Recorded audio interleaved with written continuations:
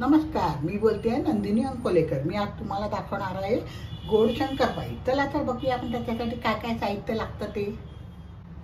गोड शंकरपाळी करण्यासाठी लागणारं साहित्य हे 3 कप मी मैदा घेतला आहे। या मापाने मी 3 कप मैदा घेतलेला आहे। याच मापाने मी 2 कप दूध घेतलं आहे आणि याच मापाने मी 1.25 ते 1.5 कप साखर घेतलेली आहे। तुम्ही तुमच्या आवडीनुसार साखर कमी जास्त वाढवू शकतात। आम्हाला कमी गोड लागतं म्हणून मी कमी घेतलेली आहे। आणि हा 1/3 कपनी मी तूप घेतलेलं आहे। आता पहिल्यांदा आपण दूध गरम करायचं, त्याच्यात साखर विरघळून घ्यायची, दूध पूर्णपणे थंड करायचं। तर आता मी तुम्हाला पहिल्यांदा दूध गरम करून दाखवते। गरम करायला ठेवलंय। आता त्याच्यात ही आपण साखर टाकायची। पिठी साखर घेतलेली आहे मी।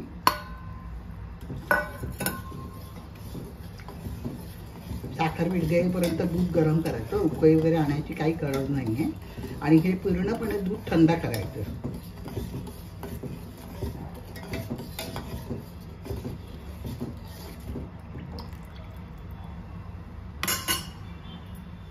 साखर पूर्णपणे विरघळलेली आहे या दुधात। आता दूध पूर्णपणे थंड करायचं। मी गॅस बंद करते आणि दूध थंड करून मग तुम्हाला पुढची कृती दाखवते। तर गोड शंकरपाळ्याचं पीठ भिजवायला घेऊया। हा मैदा घेतलाय, परातीत टाकते मी। याच्यात चिमूटभर मीठ टाकते मी। गोड पदार्थाला मीठ टाकलं की जरा चव वाढते म्हणून मीठ टाकते। आणि गॅसवरती मी तूप गरम करायला ठेवलं आहे।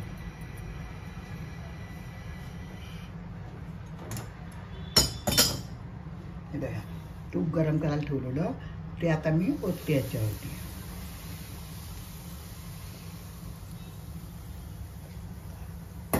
कडकडीत गरम केलंय, त्याच्या मी थोडं चमच्याने फिरवा। पहिल्यांदा सगळं मिक्स करून घ्यायचं। हाताने करते मी।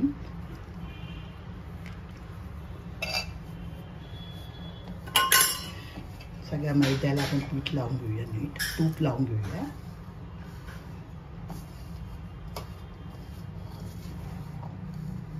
एवढं तूप लावून झाले। आता हे आपण साखर टाकलेलं दूध आहे, पूर्णपणे थंड झालंय। आता या दुधाच्या ह्याच्याने हे सगळं मिश्रण आपण भिजवायचं। भिजवताना जरा घट्ट भिजवायचं आणि अर्धा 1 तास तसं ठेवून द्यायचं। थोडं थोडं दूध टाकायचं आपण आणि भिजवायचं।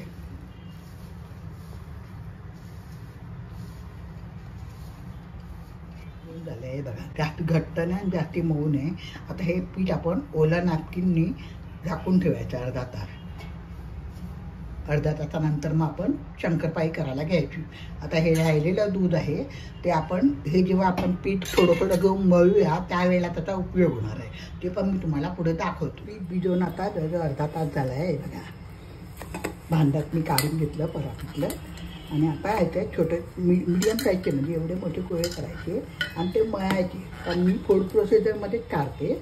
एक पोळीच्या इतपत एवढं मोठं पीठ याचा गोळा घेऊन मी फूड प्रोसिजरमध्ये फिरवते, तो तुम्हाला मी दाखवते।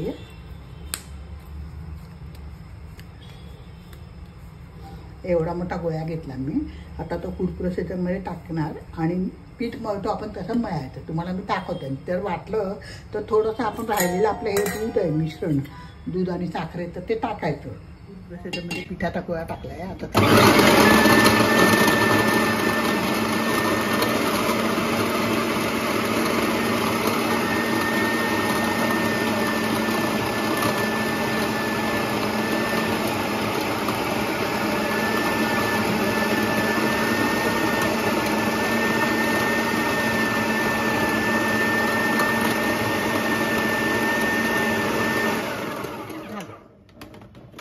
जो मऊ करायचा त्रास असतो तो कमी होतो। किती छान मऊ झालं बघा पीठ। आता आपण त्याची शंकरपाळी करायला घेऊया। करते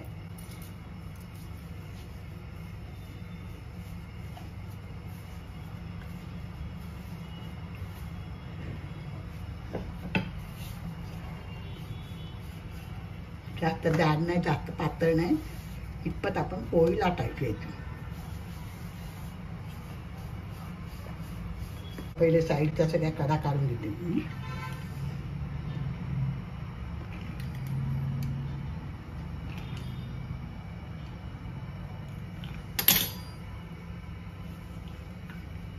आपण त्याचे शंकरपाळी केली. माझ्याकडे हा फार पूर्वीचा चमचा आहे, आता हा मिळत पण नाही, एवढा सुंदर चमचा आहे तो. तर पहिले आपण आता शंकरपाळी कापून घेऊया. तुम्हाला कोणत्या आकाराची करायची असतील ती तुम्ही कापा. अशा रीतीने मी शंकरपाळी छोटी छोटी कापते.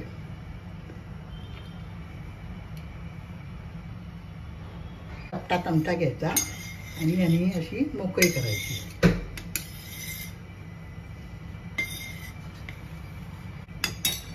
मी ते कढई ठेवलेली आहे, त्याच्यामध्ये मी तूप टाकलं आहे. मी तेलामध्ये करत नाही, कारण गोड पदार्थ तेलामध्ये मला पटत नाही मनाला, म्हणून मी तूप टाकलेलं आहे. तर ते आता तूप तापलं आहे की नाही ते आपण बघूया. हे बघा, छान तूप तापलं आहे. आता गॅस मीडियम केला मी आणि तळायला घ्यायची आपण. आता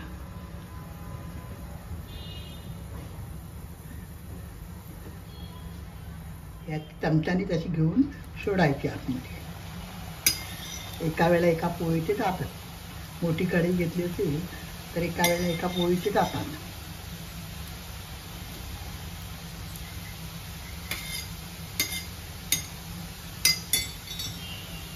जरा वरच्या वरती हळू हलवायची सुरुवातीला. यात एकदम बारीक केला मी. आता मीडियम ठेवला मी आणि वर खाली करत एका रंगाचे झाले पाहिजे सगळे.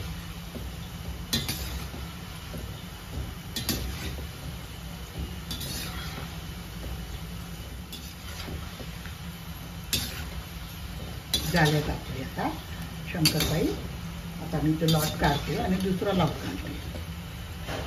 बघा किती सुंदर कलर आलाय बघा.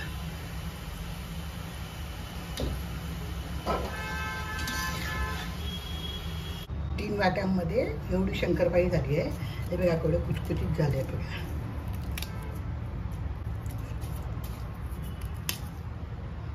एवढे कुचकुचीत झाले आहेत ते. तुम्ही पण करून बघा. माझ्या चॅनलवर नवीन असाल तर सबस्क्राईब करा, लाईक करा, शेअर करा, मित्रमैत्रिणींना शेअर करा, नातेवाईकांना शेअर करा. माझ्या रेसिपी तुम्हाला कशा वाटतात ती मला कॉमेंट बॉक्समध्ये कळवा.